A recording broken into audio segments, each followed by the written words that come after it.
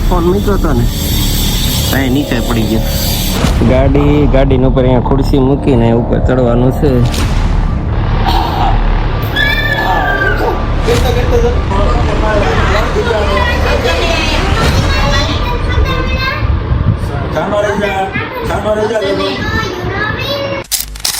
Good morning અને હર હર મહાદેવ. ભાઈને તેડવો છે આજ તો સવારમાં. આજે તો સવારમાં એક કાંડ થઈ ગયો છે. સોનલ અહીંયા ફોન મૂક્યો હતો ને અહીં નીચે પડી ગયો. બતાવું તમને, જોયું.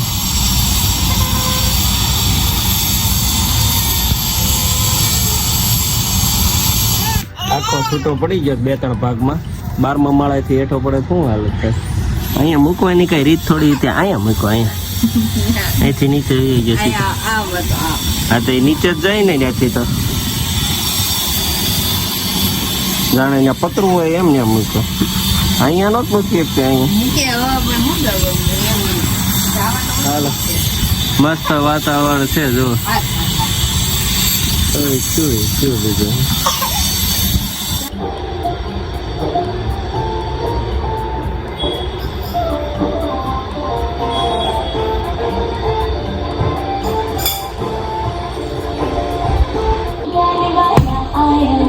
શું કરવાનું છે? બુક બાઇડિંગ કહેવાય એને. હજી પાછા પૂઠા કે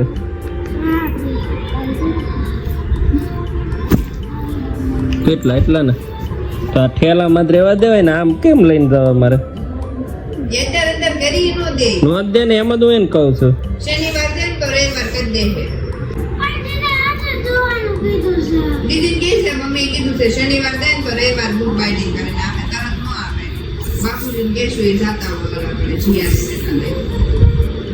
સાંજે દેવા પડે તો સવાર કરીને દે. 6 વાગ્યા કરી. એટલા બધા તું સ્કૂલે લઈને જવાની છો બધા? તો પછી અડધા હાટું થોડો કઈ થાય. તું સાંજે આવી ને ત્યારે દે ને તોય થઈ જાય. સવારે લગભગ એટલા લઈ જવાના. ખાલી એટલા જ વધે છે તો એટલા હાટું શું છે? સાંજે દે ને એટલે સવારે થઈ જાય. વળે થોડા એમ. ચાલો આવી ગયો છું નીચે. હવે સફાઈ વાળાને ગોતું છું ફોન માટે. પત્રને ઉપર ચડવું પડે એમ છે ને. હાઈટ બહુ વધારે. એક પાર્ટ તો ઓલી બાજુ ગયો છે. એ મળી જાય ને તો એને ચડાવીએ ઉપર, નકર હાથે ચડવું પડશે. રેસો તો બહુ ફોન જોતી હતી. તાર મમ્મીએ ફોન નીચે નાખી દીધો. ખબર તને કે નહીં? ગ્રેસું ઉછી કરીને ચડાઈ દેશે ને પપ્પા. એમ તો કહો મારું પાયા હશે 2 જણ ગ્રેસું ચડાઈ દે તો ગ્રેસું ચડાઈ દેજો. કાંઈ ન થાય ને. અત્યારે ડોલામાં હાલવાનું એમ. 4 વ્હીલ વચ્ચે મૂકી દો. 4 વ્હીલ ઉપરથી નહીં એમ બેસી જતું હોય. એનું પછી તે ચડી જતી હોય. આ ગેસું ચડીએ કે હે? ચાલો મસ્ત જુગાડ કર્યો છે. ગાડીનો ઉપર અહીંયા ખુરશી મૂકીને ઉપર ચડવાનું છે. સામે પડ્યો છે ફોન આપણો. ચાલો એક પાર્ટ પતરા ઉપરથી મળી ગયો છે. બીજો પાર્ટ આ બાજુ પડ્યો છે. હવે એ ગોતવા જઈએ છે. રિંગ વાગે છે એટલે ફોન લગભગ ચાલુ છે. ફોન ચાલુ જ છે. ડિસ્પ્લે ને શું થયું નહીં જોવાનું છે.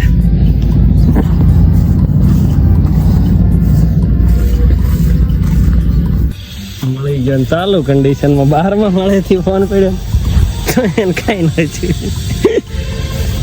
ડિસ્પ્લે ચાલુ છે ને. વરસાદ ના આવ્યો ને એટલે કામ થઈ ગયું. થોડોક ભીનો છે જેવું છે. એવી ને એવી કન્ડિશન. રિંગ મારી ને પાછો આવવાનો છે પણ ફોન કર્યો મેં રિંગ મારી. કનેક્શનમાં છે ગમે ના પીડ્યો હોય. મેં સોનલ ને નીચે આવવા રિંગ મારી ભૂલી ગયો. ફોન નીચે પડી ગયો છે તો રિંગ વાગી. મેં કીધું હારો ફોન ચાલુ લાગે છે. ચાલો વાગી ગયા છે 2:15. ટાઈમ થઈ ગયો છે ટિફિનનો. અને ટિફિનમાં જ આવ્યું છે ભાઈ. ઓહો બપોરે પાવભાજી ઠપકારી દીધી સવારમાં. પવન તારા ઘરે તે ઉત્સવભાઈ ઘરે થયું છે પાવભાજી. અમારો કાલનો પ્લાન હતો પરમ દિવસનો ગ્રીન ભાજીનો, પણ આજે રેડ આવી છે તો અમે ગ્રીન લઈને આવશે. હે ગરમ કરવી છે? કેસ છે હો.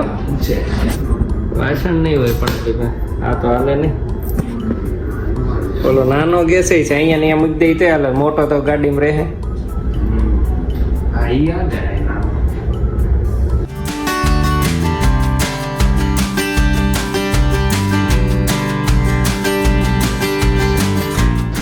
ચાલો ભાઈ, વાગી ગયા છે 8:45 અને હું નીકળી ગયો છું હવે ઘરે જવા. ઘરે આજે પ્રોગ્રામ છે પાણીપુરીનો, કેમ કે ગ્રેસિયા 2 દિવસથી જીદ કરતી હતી પાણીપુરી ખાવી, એટલે મેં કીધું બહાર નથી ખાવી, આપણે ઘરે બનાવીશું. એટલે આજે પાણીપુરીનો પ્રોગ્રામ છે, તો જઈએ ને મળીએ તમને. ચાલો ઘરે જઈએ. અને હજી તો પવન અને ઉત્સવ ને એ તો છે, હજી કામ પત્યું નથી. હું નીકળી ગયો છું કેમ કે મારું કામ પતી ગયું છે. હવે ટાઈમ વધતો જાય ધીરે ધીરે. નકર અમારા 8 વાગ્યાનો ટાઈમ હોય છે, પણ હવે નક્કી નહીં, જે પ્રમાણે રોજનું કામ પૂરું થાય પછી જ નીકળવાનું. એટલે 8:30, 9, 9:15 થઈ જાય ઘણી વાર. હાલો, હવે સિઝન પીક ઉપર છે એટલે થોડું 3-4 મહિના લડી લેવાનું. ચાલો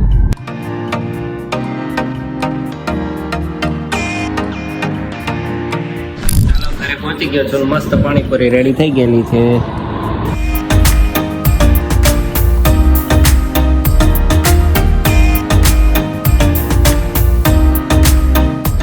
સંજયભાઈ ને બધા આવ્યા છે ને જનુભાઈ ના ખેલ જોઈને બધા આનંદ કરે.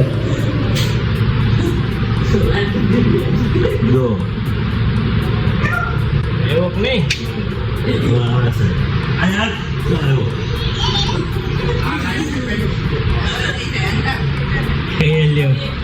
સિસ્ટમ છે, સિસ્ટમ એને સારું કામ છે.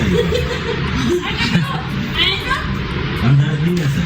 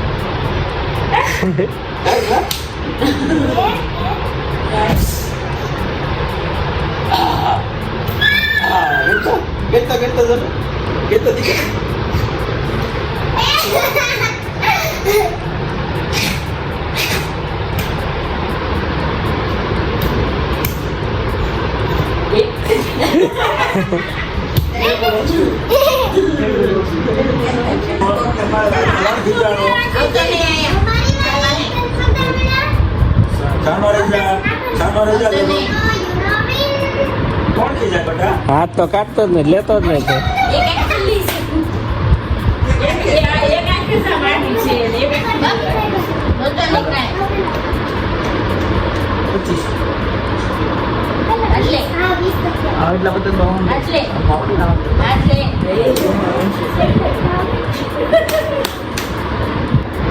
બોલાવશે નહીં કોણ મારે દીકરાને? મારા દીકરાને કોને માર્યો? હાલો, દેસાઈ ગયો. ચાલો બધા ઘરે જતા રહ્યા છે ને જન્મ પણ સૂઈ ગયો છે. અને સોનલ ગ્રેસો તો શું કરે છે? મમ્મીને વાળ બનાવે. ચાલો તો આજના બ્લોગને કમ્પ્લીટ કરીએ. જો અમારો બ્લોગ ગમતો હોય